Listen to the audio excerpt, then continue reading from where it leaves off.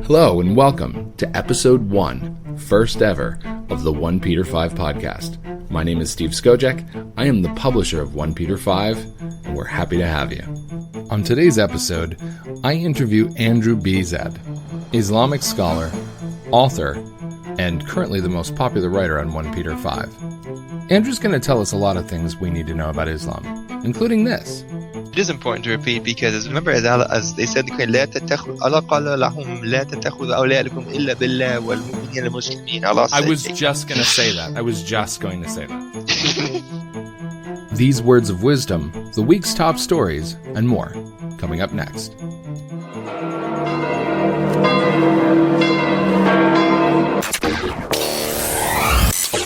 You're listening to the OnePeterFive podcast. It is a real joy for us to welcome you all here.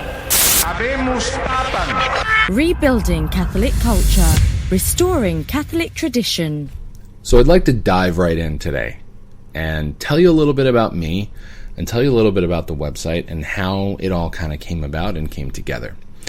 So I graduated from Franciscan University of Steubenville in 2001 with a double major in communication arts, the specialization in radio and television production, and theology, which was my secondary degree. I added it on because I had some room and I loved the classes. And so I kind of, as time went on, sort of melded both of those subjects together in the way that I was thinking. And in my senior thesis in college, I wrote about media and the new evangelization, and there was a hyphen after that E because it was a focus on what I saw as the emerging technologies that were going to make it possible for us to do the sort of thing we're doing with this website and do the sort of thing we're doing with this podcast. Because at the time, I mean, it really wasn't there. You know, I had sketchy dial-up internet at my house when I was in college.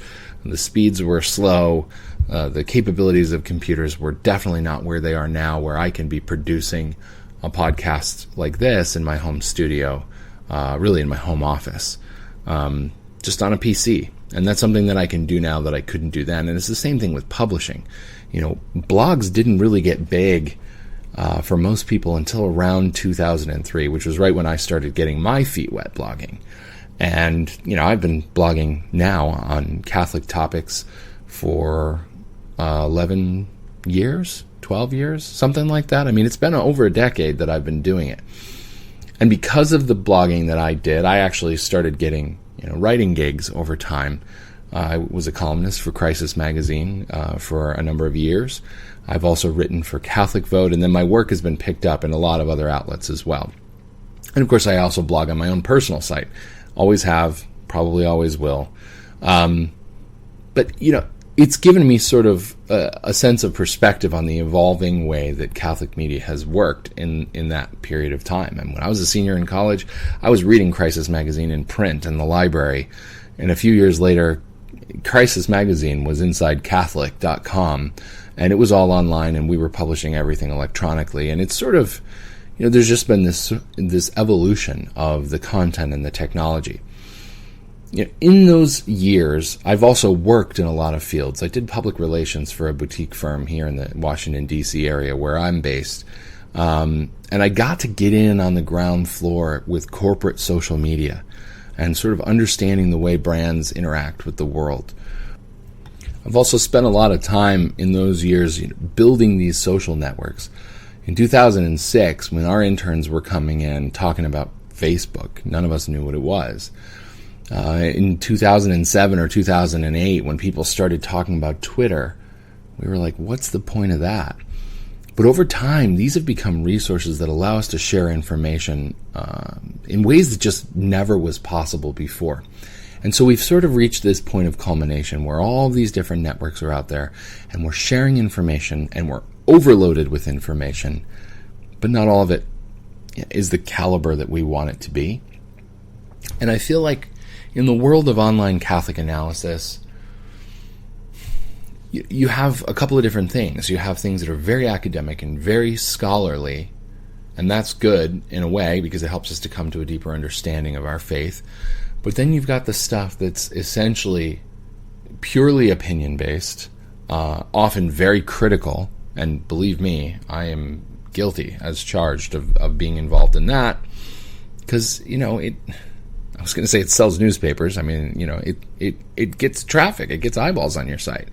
And when you talk about controversial topics, people want to engage in that. And it's not that you're doing it sort of in a pandering way, because I write about things that I care about, and I always have. But there's a point at which you start to know, if I write about this thing, it's going to get people stirred up, and they're going to want to talk about it, and we're going to, be able to argue in the comment boxes. And that's sort of, I feel like that's what's been driving online Catholic engagement for the last at least 5 years, but probably longer, probably closer to 10.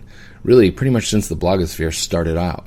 And I was there at the beginning with most of the other people, who you would know by name, who've grown up in the Catholic blogosphere. It all started around that time, and controversy has continuously driven us. Now, part of the reason that this is possible is because we're lacking clear direction in the church, and there's a crisis in the church, and we can't stick our heads in the sand and pretend like it's not there. I mean, we all know that there are problems. There's problems with liturgy. There's problems with catechesis. There's problems, with our prelates in many cases, not really holding the line on the faith. But we've seen some signs of resurgence and some signs of hope as well. But the lack of leadership allows Catholics who are faithful to the teachings of the church to be at loggerheads over what the teachings of the church really mean and how we're supposed to follow those. We're even at a point now where, as Roman Catholics, we have two forms of the liturgy that compete with one another, and it's difficult for us to figure out our identity. It's almost a schizophrenia. People call themselves traditionalists, people say that they're just Catholic, people go to one Mass, people go to the other, people go to both. Is there a synthesis? Is there a synergy? Are they irreconcilable, or are they the same? Are they equal? We don't really know. I feel we don't really know what we're doing and where we're going, and it's very easy under those circumstances to start fighting with each other. Now, we've always had Catholics that dissented, and we've always had Catholics that didn't follow church teaching. But what we're seeing now, especially over the last year, is a lot of infighting between Catholics who should all be on the same team. We're all people who believe that we got to follow the teachings of the church. We're all people who have, called ourselves papists, for however many years. We all shared a common sense of identity as Catholics, and if we didn't get along on all the finer points, we at least understood that we were all working from the same basic understanding of what it meant to be Catholic. We're losing that. And I'm seeing a lot of good people fighting with otherwise good people, and we can't meet in the middle, and that's a problem. One of the marks of the church, what is it? 4 marks of the church. Ready? 1, holy, Catholic, and apostolic. We know this. This is basic Catechism 101. But we're losing the one part. We're losing the unity part. I don't know where it's going, but it's bothersome. It's hurtful to see people fighting like this. Because we're not working against a world that's still trying to kill us, trying to subvert everything that we believe in. And a house divided, the rest, will not stand, right? So what do? So OnePeterFive for me was a means by which to escape from the culture of negativity, of criticism, of constant analysis to the point of destruction of what's going on, and trying to make people see what you believe the problems are, but you can't convince anybody of anything. It wasn't going anywhere. There are people I know who are helped by those conversations and discussions, but I don't know, I felt like we could do better. And I felt called to do better. To not just tear down what was bad, but to build up what was good. So my focus is on rediscovering Catholicism, and that's been a theme in my own life, and it's been very enriching. Figuring out the things that made Catholicism great, that made it the driving force of Western civilization, and bringing them back wherever we can, picking up those traditions, figuring out the things that we did, in terms of devotions or in parish life that worked before. How do we bring those back? How do we make those, present again for most people? How about we look around and we find the people who are doing things that are working, and we share that information with each other? So, for example, in the diocese where I attend Mass, the Diocese of Arlington, Virginia, there is something called the Institute of Catholic Culture. And it's an organization that's designed entirely around educating the faithful. It's not based in any parish specifically, but it's a diocesan level apostolate that educates the Catholics that live here in the ways that they should understand and live their faith. And they cover a breadth of topics and bring in speakers from all over. They do some incredible work. I'm not aware of another diocese that's doing that. I would like to find ways to get in touch with the people who are running that and share that with all of you. In my family, we've rediscovered the importance of the daily rosary, which was something we didn't always do. And I'm to blame for that, because I didn't want to do the daily rosary because it was a pain and it made my kids scream and run around, and none of them could sit still, and I was getting frustrated, and I didn't even like praying the rosary that much. But when we started devoting ourselves to it again, something changed. Our lives always are better and more at peace when we come together to pray the rosary specifically. Is that something you do in your family? And if it isn't, then we want to share with you the things that are beneficial to us. Or if it is, then tell us what you do to make it work. So many things across the board that we can be doing to try to help build each other up, to make the church stronger. So whatever happens, whatever crisis and crises we have to weather, people are going to have something to hold on to that feels more permanent. And right now, not a lot about the contemporary church feels very permanent. And I've seen people begin to lose their faith because they don't see what to hold on to in the storm, and they start wondering, why did I convert to this religion? Or I grew up in this religion, but did I not question it enough? Was I not thinking it through? Because things seem really bad. And yes, those people need to make sure that they're on the right path, and they need to stay close to God through the sacraments. But we can't exactly blame them for being scandalized by things that are scandalous, because they are. So that's the purpose of OnePeterFive, and it's going to be the purpose of this podcast, which is going to add another layer to that, where we're going to talk about the stories that matter to you. And we're looking at our statistics every day, and we're seeing the stories that you're sharing and that you're reading. And we're going to talk to the authors of those stories, and we're going to find ways to dive deeper into the topics that you really want to hear more about. So that's our hope, and that's our plan. This is the first podcast I've ever done in my life, so I hope that we're hitting the mark, but if not, we'll take your feedback, and we'll begin tailoring this to be more suitable to your needs. So thanks again for joining us, and in our next segment, we're going to talk a little bit more about the big stories that we had on the site in the last week. Stay tuned.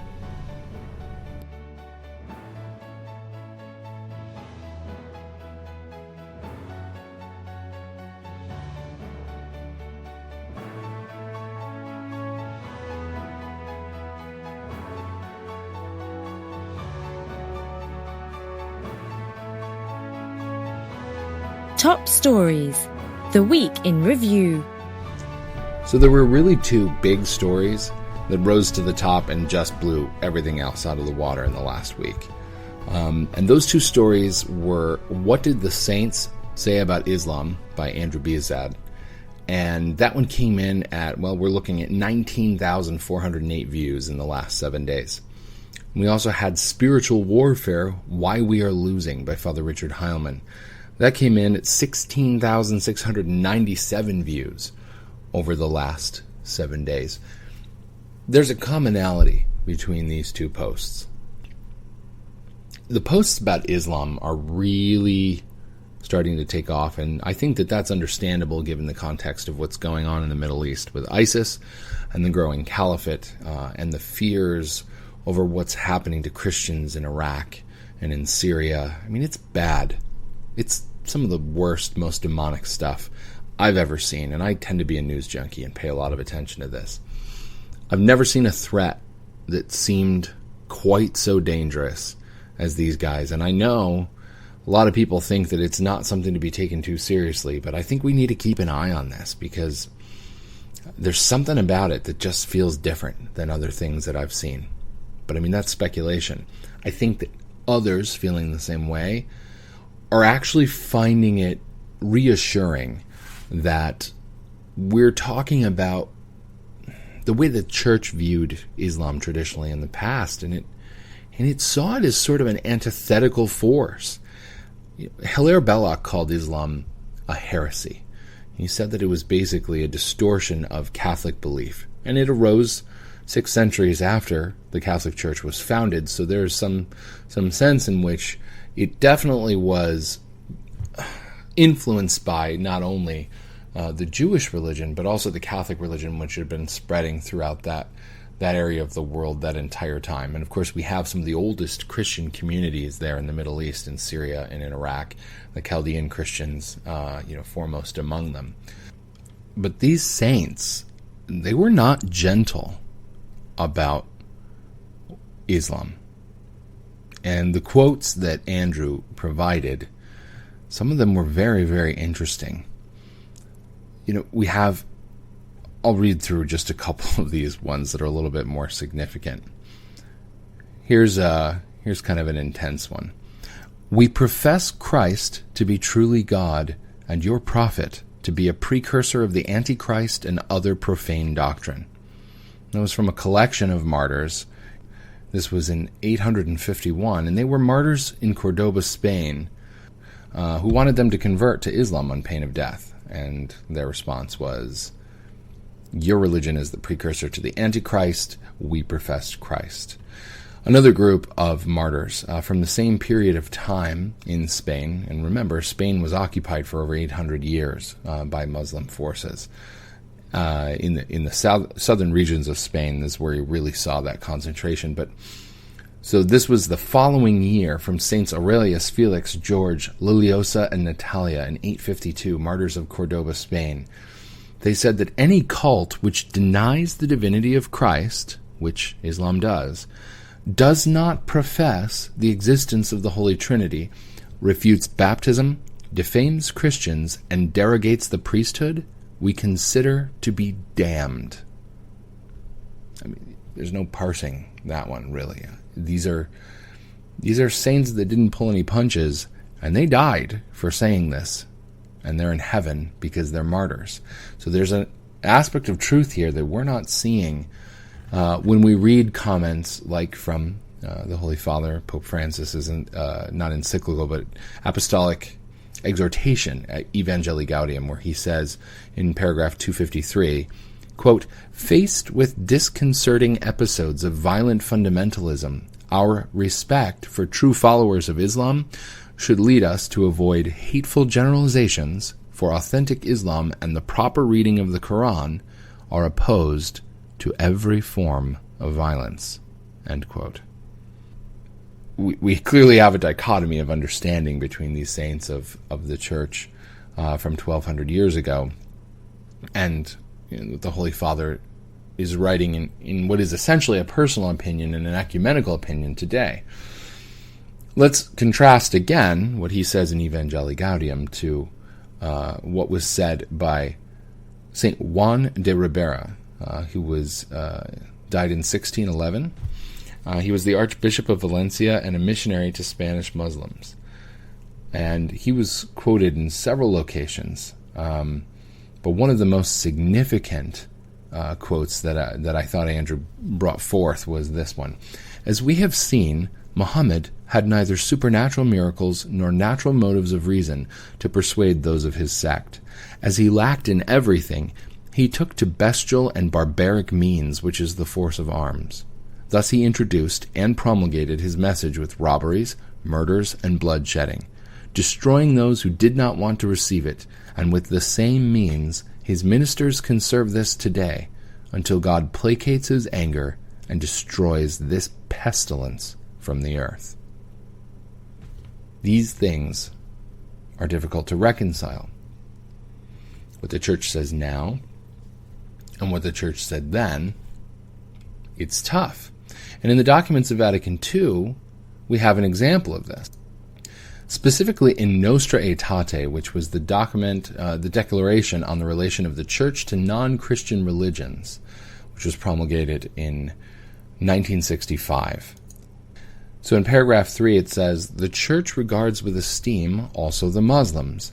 They adore the one God, living and subsisting in himself, merciful and all-powerful, the creator of heaven and earth, who has spoken to men. They take pains to submit wholeheartedly to even his inscrutable decrees, just as Abraham, with whom the faith of Islam takes pleasure in linking itself, submitted to God. Though they do not acknowledge Jesus as God, they revere him as a prophet. They also honor Mary, his virgin mother. At times, they even call on her with devotion. In addition, they await the day of judgment when God will render their deserts to all those who have been raised up from the dead. Finally, they value the moral life and worship God, especially through prayer, almsgiving, and fasting." So we have, again, a document of the church saying they adore the one God, living and subsisting in himself, merciful and all-powerful, etc., etc. And then on the other hand, we have the saints who actually confronted Islam, saying that it is a pestilence that God in his anger will destroy from the face of the earth. It remains, here's another quote from St. Juan de Ribera, "It remains an impious, blasphemous, vicious cult, an intervention of the devil, and the direct way into the fires of hell. It does not even merit the name of being called a religion." You tell me. I don't know how we make these things work together, and this is one of the difficult things about trying to sort of comb through the historical understanding of the church. And I know that what the saints are saying, I can hear the complaints. I know that what the saints are saying is not doctrine, but it's clearly not erroneous, because part of the process of canonization is making sure that saints didn't promulgate writings that were filled with doctrinal or theological error. They could have made mistakes based on an inadequate understanding. There's a list, though, of popes who've said similar statements, and those were not included in Andrew's article, but I've read them before. The church had a different take. I mean, Pope Urban II called the First Crusade. So we clearly have a precedent for even a pope saying enough's enough. This has got to stop. And it was the same kind of stuff that was going on now. Now, we understand that there's no way to call for a crusade right now. It would endanger so many Christians around the world to try to do something like that, and that's probably not the right course of action anyway. But we have this need to do something, and Christians in Iraq are it's the brutality is at a level that I have never witnessed. I'm a hard person to shock, but when I see these little kids being led, and laid down, kids 3-4 years old, I have boys that age, laid down with their necks on rocks and having their heads cut off, and the guys doing it just wearing, flip-flops and laughing and taking selfies.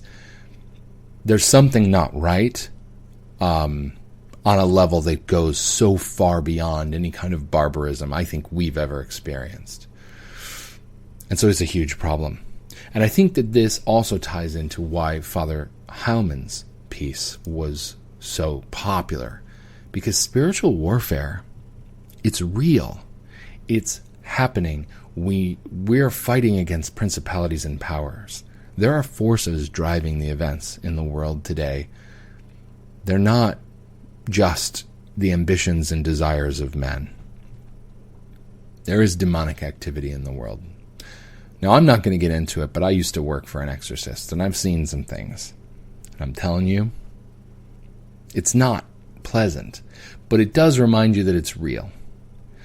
And we need to be prepared, because most of us will never, probably, God willing, never encounter the sort of extraordinary interaction with the demonic that some people do. And the extraordinary would be these manifestations that go above and beyond temptation and things like that.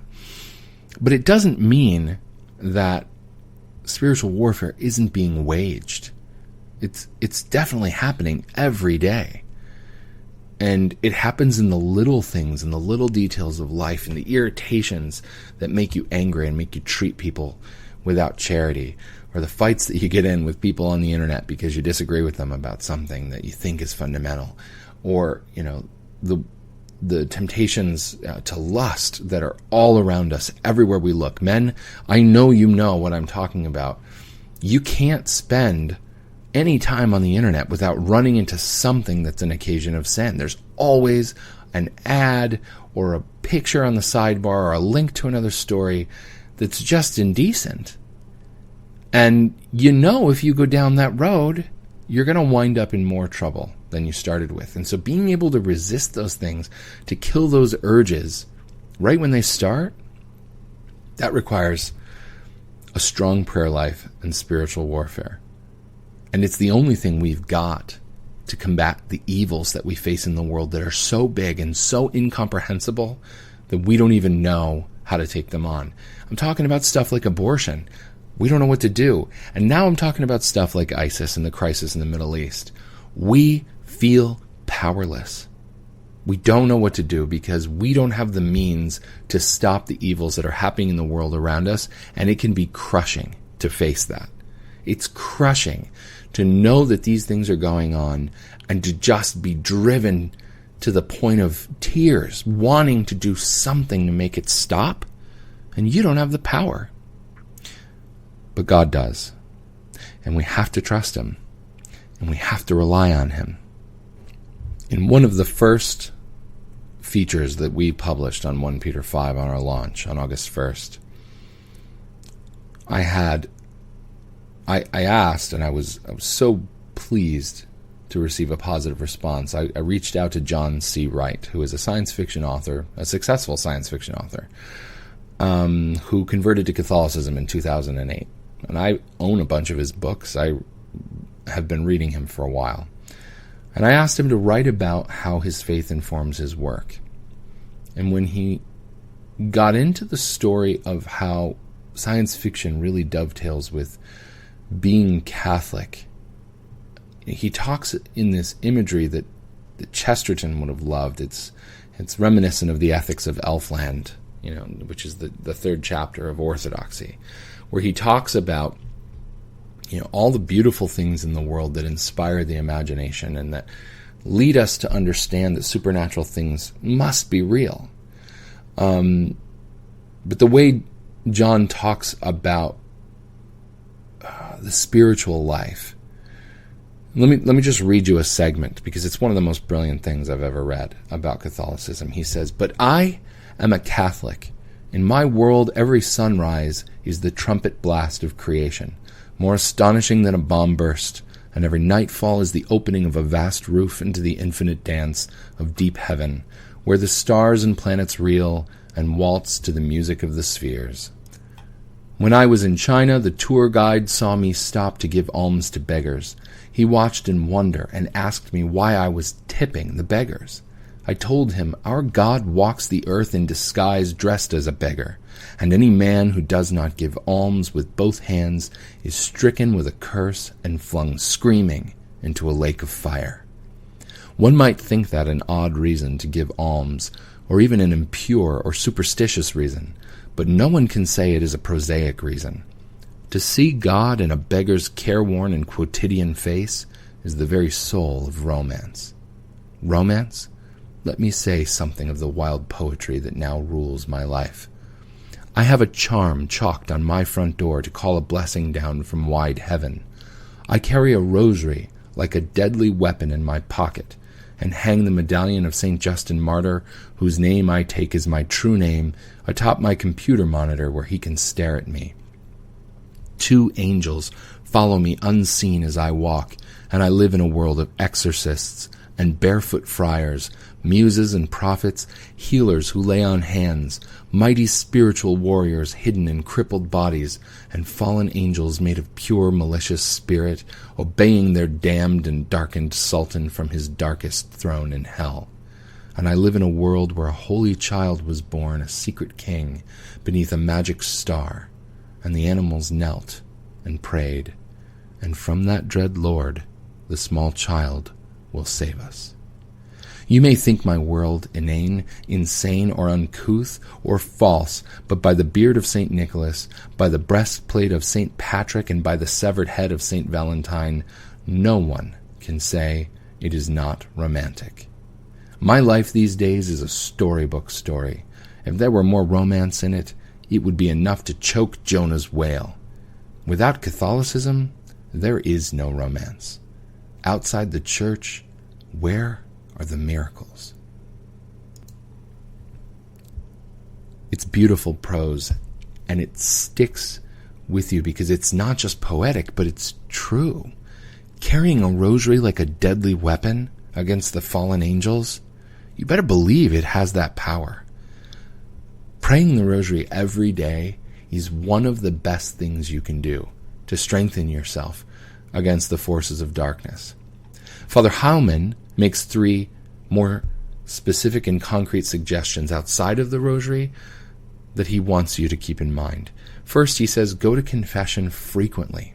He quotes St. Augustine. The whole power of the sacrament of penance consists in restoring us to God's grace and joining us with him in an intimate friendship. This very moment I may, if I desire, become the friend of God. Go to confession at least once a month, and immediately after any grave sin, never receive Holy Communion with serious sin on your soul. Secondly, he says, go to Mass frequently. St. Peter Julian Amard tells us to hear Mass daily. It will prosper the whole day. All your duties will be performed the better for it, and your soul will be stronger to bear its daily cross. The Mass is the most holy act of religion. You can do nothing that can give greater glory to God or be more profitable for your soul than to hear Mass both frequently and devoutly. It is a favorite devotion of the saints. Father Heilman recommends that you do your best to find a parish that is offering a reverent Mass, especially if you have the responsibility of the salvation of family members. Because, let's face it, folks, liturgy matters. Finally, consecrate yourself to Jesus through Mary. Once St. Maximilian Kolbe, Father Heilman writes, learned about St. Louis de Montfort's consecration to Mary, he called it the surest, easiest, shortest, and most perfect means to becoming a saint. He called it a secret weapon for the world, a shortcut to holiness. Mary crushes the head of the serpent. Always keep Mary at your back. We've got to take concrete steps every day. We can't just kind of pretend the devil isn't around and there are no fallen angels sent here to tempt us. It's on, guys. It's real, and it happens every single day. And if you aren't on guard, they'll take advantage of you. They'll take advantage of the fact that you have either convinced yourself that they don't exist or you're acting as if it's true. Because subtlety is something that they've mastered over the many, many, many centuries that they have been tempting men. We've got to fight. And the only armor and armament we have are those weapons that God gives us, because we cannot fight these battles with fists or swords or guns. In Ephesians 6:10, St. Paul tells us, "Brethren, be strengthened in the Lord and in the might of his power. Put you on the armor of God, that you may be able to stand against the deceits of the devil. For our wrestling is not against flesh and blood, but against principalities and power, against the rulers of the world of this darkness, against the spirits of wickedness in the high places. Therefore take unto you the armor of God, that you may be able to resist in the evil day, and to stand in all things perfect.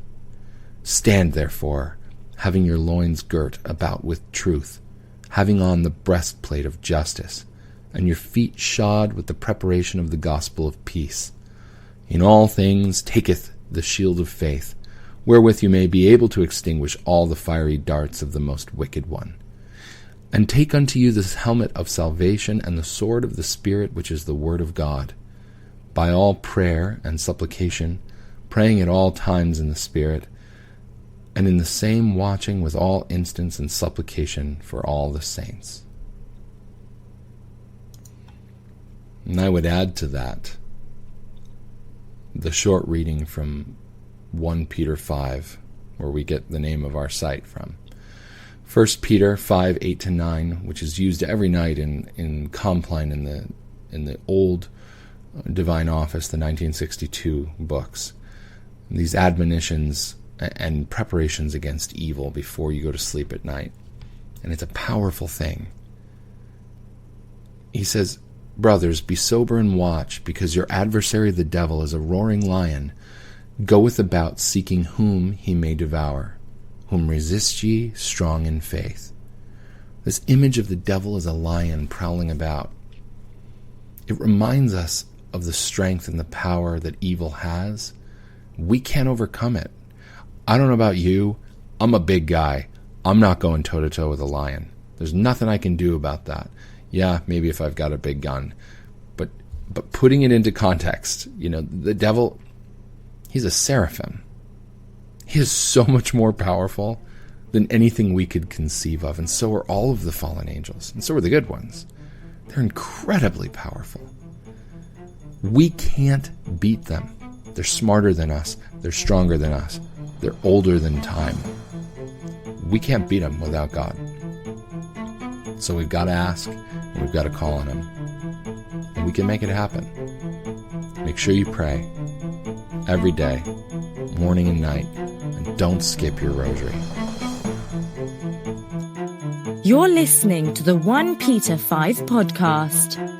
Culture, Catholic life, sacraments, theology, current events, rebuilding Catholic culture, restoring Catholic tradition.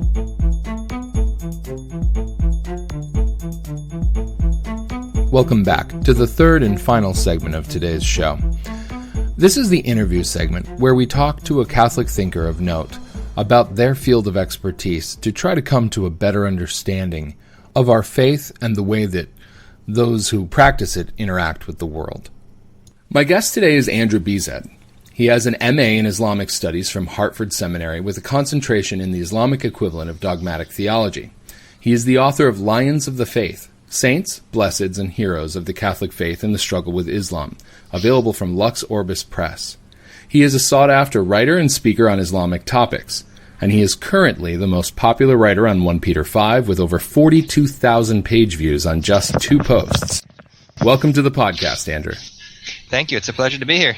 So, I'd like you to give me a little bit of background on you. How did you get into Islamic studies? Well, it's a rather interesting story. When I was about 12, 13 years old, I was interested in reading unique writers, and I was reading Dante, Karl Marx, so forth. And one of those I picked up was I just finished reading Up from Slavery by, I forget the author's name, but he's a very famous American author. And I decided I wanted to read another book that was from a different perspective, and I came across Malcolm X's autobiography of Malcolm X at a used book sale. And I read it, and I was fascinated with his conversion to Islam and his life story. What particularly fascinated me about Malcolm X was that Malcolm X was a person who believed in Islam, this religion at the time, I didn't know anything about it, and that for some reason he could say that it was a peaceful religion, yet it also allowed him to do violent things and say violent things. Right. And the question then becomes, now obviously as you know, Malcolm X became much more peace-oriented toward the end of his life before he was murdered. But the question then became, what does this thing called Islam actually teach? So I went to my middle school library, and I got a copy of the Quran. And I read that, and I found the same problem again. You can find pieces in the Quran that are legitimately humane and decent, but you also find pieces that are horrendously violent. And this is not something like you might see people talk about biblical texts where God went out and killed 40,000 Amalekites or so forth. This is a personal command to murder those who oppose your will, and Allah does what He wills, and you are to abuse these people and make them pay an onerous tax of willing submission until they themselves feel subdued. Quran chapter 9 verse 29 is one example. And so I did not understand how could one hold two completely contradictory views at the same time. It almost seemed like there should be some sort of cognitive dissonance that should happen. And so I started reading some more.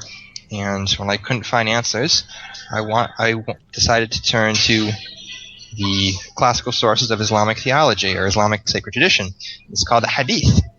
I should also note that at the time I was not interested in listening to what other people said about Islam. For instance, you have good speakers like Robert Spencer, who writes some very good works, but I didn't know much about him, and because I didn't know much about Islam, I did not want to take what he said on faith. Likewise, I did not want to simply take Muslim missionary propaganda and believe that on faith either, because that would be just as erroneous. I wanted to see what Islam said in its own writings. Seems like a sensible course of action. Yes, it is. So I thought. And sure enough, I just became more engrossed by this. I picked up a copy of the most popular hadith collection and the most respected, the Sahih al-Bukhari, and all 9 volumes, English and Arabic, parallel text, and I read that. Then I went to a local mosque and I picked up a copy of Sahih Muslim, which is another very highly respected collection of Islamic sacred tradition. And I just continued from there, and sure enough, within a few years I had acquired a library of classical Islamic texts. I was interested in learning Arabic, and I found that my original observations about Islam had not changed, except what became more apparent to me is that there were fewer parts that were actually so-called peace-minded, or I should even say humane-minded, and many more parts that were much more violent or deviant or just disgusting and disturbing. And this really comes out when you read Islamic sacred tradition, because the thing most people don't understand is that although we have much more to our Catholic faith and sacred tradition than just the Bible contains both the words that God said and the things that God did. Islam does not do this. So, for instance, when Jesus is preaching the Beatitudes, the Bible says, Jesus went up to the mountain with his disciples and he sat down and he began to teach them. And then he starts speaking. Blessed are the poor in spirit, for theirs is the kingdom of heaven. Blessed are the meek, for they will inherit the earth, and so forth. What Islam does is they will separate Jesus' speech, for instance, and that would be the Quran. And then the Hadith would be the context, the part where Jesus walked up to the mountain and sat down with his disciples. Okay. So by putting the Quran and the Hadith together, you can get a complete picture of Islamic history, theology, and belief. And when you put these together, Islam becomes something that's really a rather disturbing religion, I would say founded by a 7th century Arabian madman who, I can say based on the tradition, claimed he was demonically possessed, promoted pedophilia, some cases bestiality, necrophilia, murder, assassinations, rape, and every other heinous sin that you can think of. Sounds like a great guy to have at a party, huh? Oh, he is a great guy to have at a party. I just don't have any booze. So for those of you at home who might be picking up a little bit of background noise, Andrew is coming to us from an undisclosed location somewhere in Connecticut. He is at a coffee shop. So if you heard Little Red Corvette playing through the background, that's why. So I did want to ask a question about, your graduate studies were done at Hartford Seminary. So that's a non-denominational graduate school. Were you Catholic at that time? Yes, I've always been Catholic ever since I was born, and I obviously have chosen to persist in my faith. So what attracted you to that school? Hartford Seminary is really a nifty place because it was the first place in the country that ever had an Islamic studies program. Okay. You see, Catholic missionaries, when they went to the Muslim world, they went through one of the religious orders, usually the Franciscans or Dominicans. In the case of the Protestant missionaries, and this is mainline Protestant I'm speaking of, they went through Hartford Seminary. Now, this is because Hartford Seminary's Islamic Studies program was founded, I think, in 1895 by a couple of Scottish Presbyterian ministers, one of them being Duncan Black MacDonald, who came to the Hartford area and settled began to teach. Hartford Seminary was traditionally a Congregationalist school. They trained and still do train ministers for the Congregationalist Church. What's interesting about Hartford Seminary is that they had done a lot of missionary outreach to Muslims, and I should say very good missionary outreach from a Protestant point of view.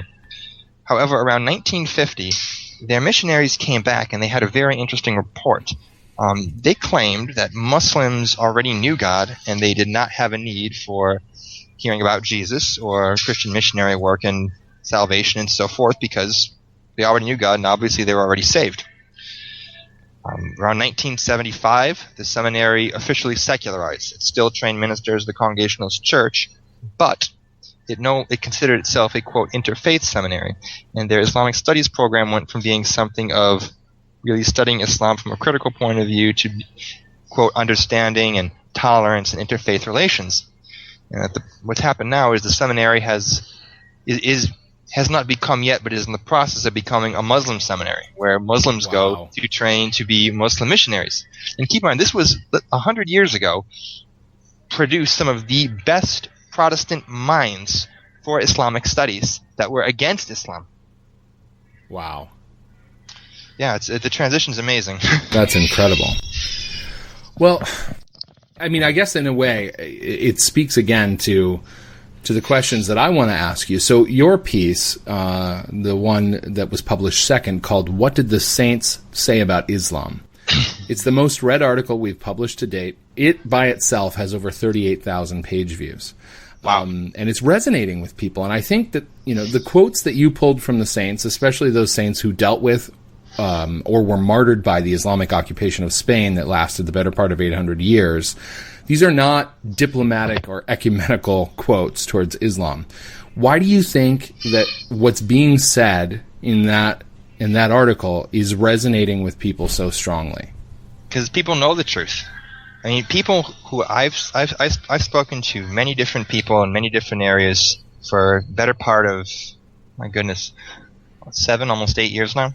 And I find that a lot of people know there is something fundamentally wrong with Islam, in spite of what a lot of these socialist and far left-wing types say, that Islam is the religion of peace, and that, if you do not believe this, you are some kind of racist or bigot, or you just hate Muslims, and so forth. They know that something is fundamentally wrong with this religion, but they do not have the knowledge, the training, or the skills to understand why. And I do not fault them for this. It'd be like me knowing something is wrong with our financial system, yet lacking in the knowledge to explain how derivatives work, how money supply and money creation work, simply because I don't have that knowledge.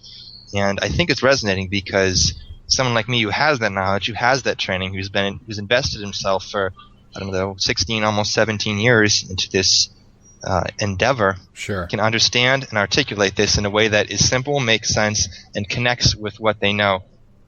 Yeah. I mean, and you mentioned in the first piece that you wrote for OnePeterFive, which was called The Dialogue Delusion, that you had sort of, I guess you would call them thinly veiled death threats the first day of classes in your Islamic studies program. Yes. So, I want to know about that, but I also, I'm wondering if intimidation really plays a role in people's willingness to say what they really think about Islam, and then sort of the converse of that, watching the things that are going on in the Middle East, is that making people angry enough that they're starting to say, you know what, I'm going to actually say what I really think.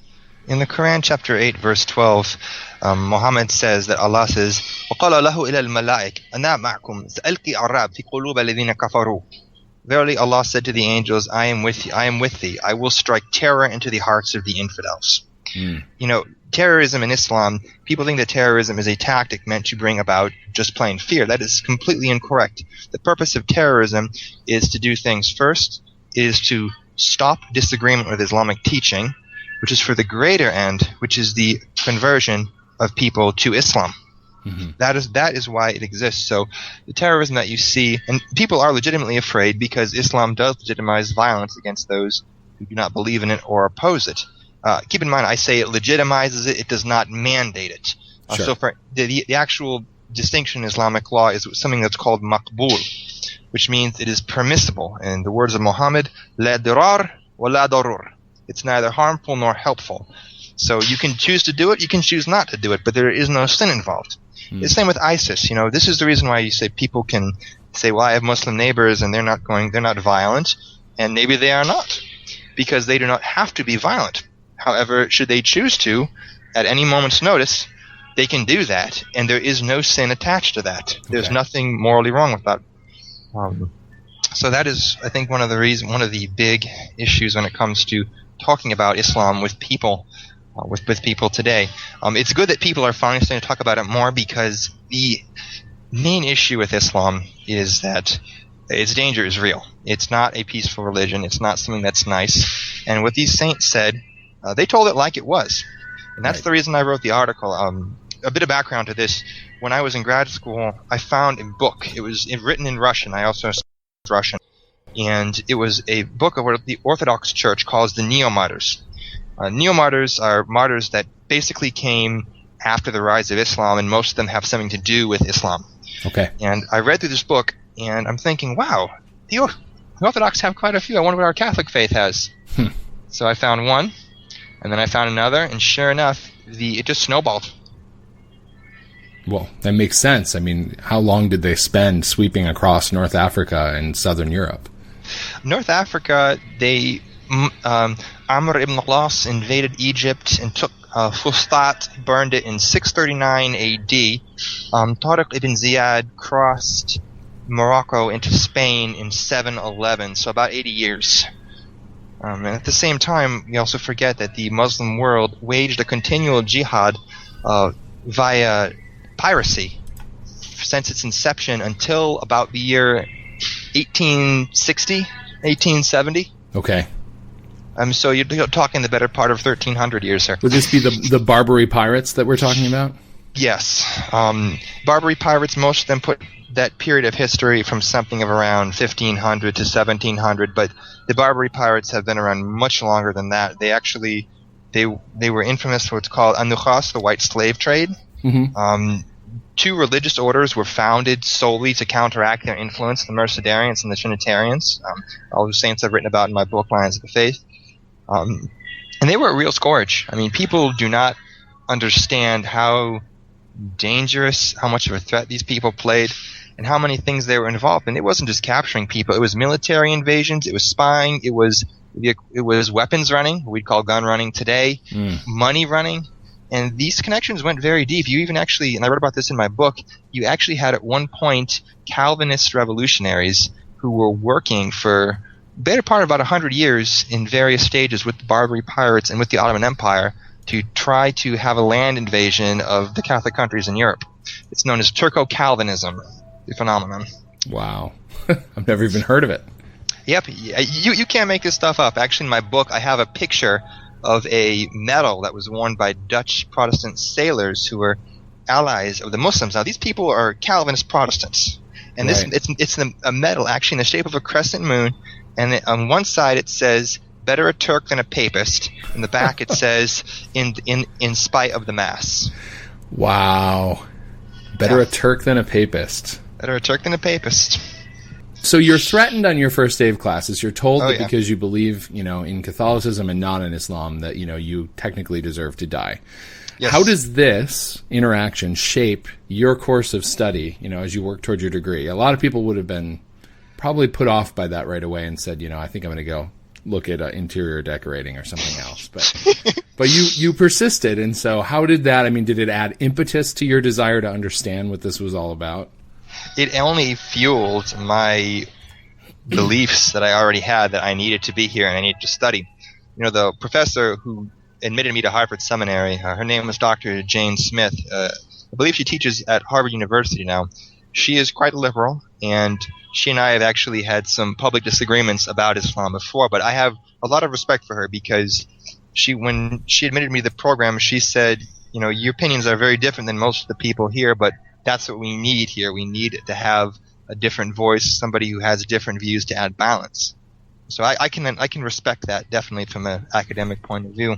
You bring up a good point, though. Why is it, do you think, that the progressives of this country and really throughout the West, who seem to to believe in things that are so antithetical to the Muslim practices of morality and religion and the way that they treat women? Why are they so big on promoting this religion as laudable when they look to undercut Christianity at every turn? Because they push their own view of what they would like it to be upon it. For instance, it's almost like someone who's delusional. You can lead a horse to water, but you can't make them drink. If they believe this particular viewpoint of Islam, and they see it as a power struggle. They see this as a power struggle. And this is a problem that you find within our government in particular. People say America's a Christian country. I disagree. We have a lot of Christians in the country, but we're really a secular country. And one of the issues one of the ways this really plays out is how we deal with the Muslim world. The ally with, and this is not just America, this is many other governments that have come before us. Islam, when it is in a large body of people, it significantly influences their way of thinking, modus operandi, and lifestyle, to the point where they can be actually very easily manipulated. And so many governments have figured this out, going back all the way to Pippin and Charlemagne. You can see this. The problem, though, with Islam is, as Hilaire Baloch pointed out in his book, I think it was on Mohammedanism, he said that Islam's spiritual foundation remains unmovable. And ultimately, that is the issue, that you can control Muslims and Islam for a time, but they always rise up and rebel, and usually victoriously. Yeah, he mentioned that again in Survivals and New Arrivals as well. Yes, and this is very, very true. The progressives, I believe, and this is just my experience dealing with it, they think that this is a power struggle between the Christians and the Muslims, and they think that they can divide and conquer and really fill the power vacuum once that opens up. The problem is, Islam solely moves into power vacuums. That is the only way that it has ever conquered. Wherever Christianity has become divided into disarray or has collapsed from society is where Islam grows best. Or where we topple strongmen, yes. Dictators who kept Islamic regimes suppressed, like we saw in Iraq and in Egypt. Exactly. People criticize Bashar al-Assad for being, quote, the butcher of Syria, and he wasn't a nice guy. He was not nice. The thing that most people do not understand about Assad was an Alawite. Alawites are a heretical sect of Shia Islam. They actually worship Muhammad as a god, alongside his cousin Ali, and one of Muhammad's converts to Islam called Salman the Persian. They actually have their own trinity. Wow. And these people constitute approximately 1/5 of Syria's population. Okay. So you have 1/5 are Alawites, 1/5 are regular Shiites, 1/5 are Christians of various sects, most of them Orthodox Christians, but many Catholics and many members of the Assyrian Church of the East. And then you have 1/5 are Sunni Muslims. The Alawite family the Alawite minority has a vested interest in keeping the peace between the different groups in this particular case, because they know that if they do not keep the peace and a war breaks out, they will get butchered. They know this. Okay. So us going into that country as one example, we just created division and we opened up a power vacuum that Orthodox Islam can move into, and then you see the fruits of it. Right, exactly. And so, we're touching on sort of the interplay between Christianity and Islam in the Middle East. So I wanted to bring up that the Archbishop of Mosul recently released a statement on what's happening to his flock and what has happened in Iraq. I'd like to read you a quote. He wrote, quote, "Our sufferings today are the prelude of those you, Europeans and Western Christians, will also suffer in the near future. I lost my diocese. The physical setting of my apostolate has been occupied by Islamic radicals who want us converted or dead. But my community is still alive. Please try to understand us. Your liberal and democratic principles are worth noting here. You must consider again our reality in the Middle East because you are welcoming into your countries an ever-growing number of Muslims. You also are in danger. You must take strong and courageous decisions, even at the cost of contradicting your principles. You think all men are equal, but that is not true. Islam does not say that all men are equal. Your values are not their values. If you do not understand this soon enough, you will become the victims of the enemy you have welcomed into your home." What do you make of that? I have nothing to say to that because he has said everything. That is the problem. What these socialists have done by inviting these large Muslim populations in, whether they think they're being charitable or whether, from what I've seen, they think this is a power struggle in which they can divide and conquer. Or just cheap labor. Or just cheap labor, which is the case many times in Europe. What happens is you are inviting a group of people in, not only who does not share your values, but these people as he said, they want you converted or dead. And the Islamic plan does not work in 2 or 3 generations. I will tell you, there is a very famous Muslim speaker. He's actually down in Tennessee. He preaches at he's head imam at the mosque in Memphis, and he's also preaches a lot at the very large mosque, largest in the South, which is actually in Chattanooga. And his name, oh gosh, I'm trying to remember his name right now, but he said that we cannot think about conquering America within 2 or 3 generations. We have to look at 20 to 30 generations down the road and make plans that way. Wow. They're in this for the long haul. Yeah. They're in this for the long haul. And this is how Islam operates. Islam will wait 1,000 years to move into an area, and when an opportune time opens up, it will move in. It is very patient. There's the song, I think it was by the Rolling Stones, "Time is on my side." Right. That is how Islam operates. And you see it everywhere. There's mosques popping up all over the place. I live in Northern Virginia and very close to Washington, D.C., and this is, an increasingly large population of Muslims and just Africans in general coming over that I've noticed. And it's a huge melting pot here anyway. In the Arlington school system, I think 40 or 45 different languages are spoken, native languages, to the students who go to the school there. So it's a big melting pot anyway. But there's a very noticeable increase in the Islamic population here. And, it is a little bit concerning when you see the mosques popping up everywhere because you don't know what to think. The mosque, I can tell you definitively, if you look at Islamic history and you go back, you read the hadith, you see that the mosque, it is a spiritual place, but it is also a military. It also plays a military organization and operation. I'm going to mention this in my next article for your website. You got ahead of me. I was going to ask you what the next one was going to be, but you beat me to my question. This one is going to be about the concept of life under Islam, and the great Islamic scholar Ibn Taymiyyah put it very well. He said there are 2 domains. There is Dar al-Islam and Dar al-Harb. Dar al-Islam is the house of Islam. These are all persons who are Muslims and properties which are possessed or under Islamic rule. Then there is the Dar al-Harb, which is the house of war. And these are all non-Islamic persons and properties that are not possessed by Islam. And the idea is, and this is taught by Muhammad, that the Dar al-Islam, the house of Islam, will eventually assimilate the house of war into itself by divine providence. And this is much preached about in the Quran. Muhammad spoke about this, so this is not some new innovation, but this is rather the doctrinal explanation of Islamic sacred dogma. And this is very real. They believe this very much so. When I say they, I'm referring to the Orthodox scholars, of course. And it's a part of the religion. You don't have to believe it per se if you are an individual Muslim. However, it doesn't change the fact that that's the official teaching. But basically, assimilation is the mode of operation. Yes, assimilation and usurpation.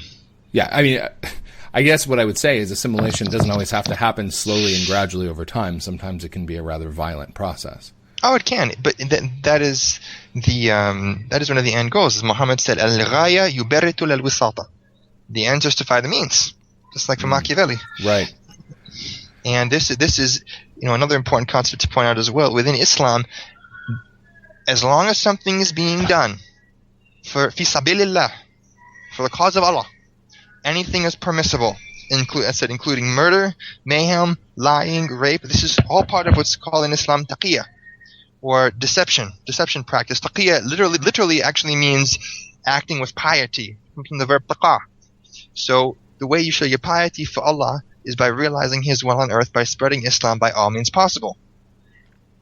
Well, there's something to chew on, and actually we're out of time, so I really want to talk to you more, but I'd like to leave everyone with those delightful thoughts on what we're facing as a cultural force as it moves through not only the Middle East, but into the West. I have very little doubt that we will actually speak to you again. But I'm gratified that I have no hard network breaks that I'm up against like a radio host. I have room to play with my time, but I think our segment alone is almost a half hour, and I was planning on going with about 15 minutes, but that's great because the information is fantastic, and it's hard to get enough of it. So, we'll work on time management's not my best thing anyway, so that's fine. You have freedom. Hey, I'm in charge. I'm the publisher, right? So I can decide these things. So absolutely. I really, really, really want to thank you for being on and doing this interview with me. And I really appreciate, you writing these articles for us. They've been a huge success, and I think that they're answering a lot of questions for people. And I know you're way ahead of the game. You've always got 2 or 3 articles in the can before I even get a chance to look at them. So thank you for your prolific gift for educating us lowly Catholics about this religion that we know so little about. Thank you for having me, or I should say for giving me the opportunity to do it. It's a distinct pleasure. Great. Well, by our powers combined, we're going to teach people about this. Amen. All right. Thanks, Andrew. I really appreciate it. Thank you, Steve. All right. Take care. Bye-bye. Bye. Thank you for listening to the OnePeterFive podcast, episode 1. This has been a production of Signo Media, copyright 2014, all rights reserved. Please remember to visit us online at www.onepeterfive.com. That's www.onepeter5, all spelled out and all one word.com.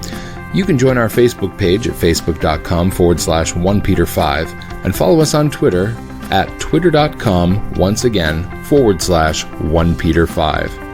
If you feel we have provided you with something of value, please hit the donate page on our website and leave a contribution. It not only helps pay for web hosting and the fine content we provide, but also helps keep food on our tables. And we're hungry. Until next time, I'm Steve Skojec. Thanks for tuning in.